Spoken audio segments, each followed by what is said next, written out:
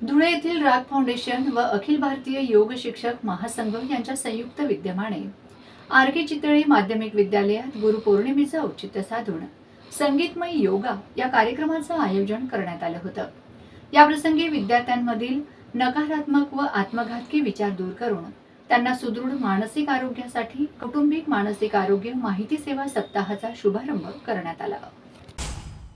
राग फाउंडेशनतर्फे विद्यार्थ्यांमधील तणाव, नैराश्य व आत्महत्येचं प्रमाण रोखण्यासाठी सामाजिक स्तरावर विशेष प्रयत्न केले जात आहेत।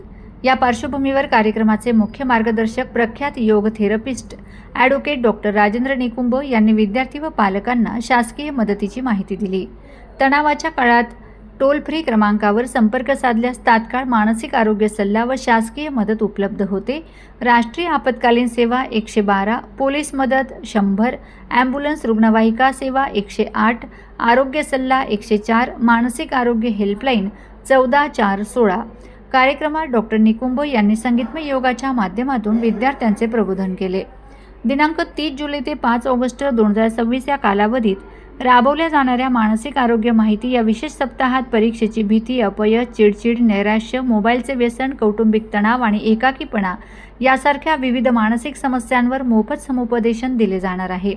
ही सेवा दररोज सकाळी 8 ते 10 आणि दुपारी 4 ते 6 यावेळी देवपूर परिसरातील वीर सावरकर मार्गावरील आर.के. चितळे माध्यमिक शाळेजवळचे राग फाउंडेशन प्रशिक्षित राजदूत द्वारा योग क्लिनिक सेवा केंद्र येथे उपलब्ध असेल। गरजू विद्यार्थी व पालकांनी याचा लाभ घ्यावा असे आवाहन आयोजकांनी केले आहे। कार्यक्रमाप्रसंगी अध्यक्षीय मनोगतात मुख्याध्यापिका जया जोशी म्हणाल्या, योग म्हणजे केवळ आसन वा प्राणायाम नसून मनाला मुक्त व स्वच्छंदी ठेवण्याचे ते एक प्रभावी साधन आहे। त्यांनी स्वतः विद्यार्थ्यांसोबत प्रेरणादायी गीतं गाऊन उपस्थितांची मनं जिंकलीत।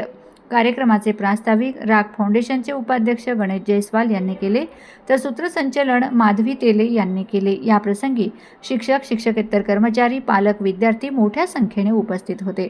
सुनील गवळी सहसंपादक तथा पत्रकार, नाशिक, धुळे, मालेगाव, नंदुरबार।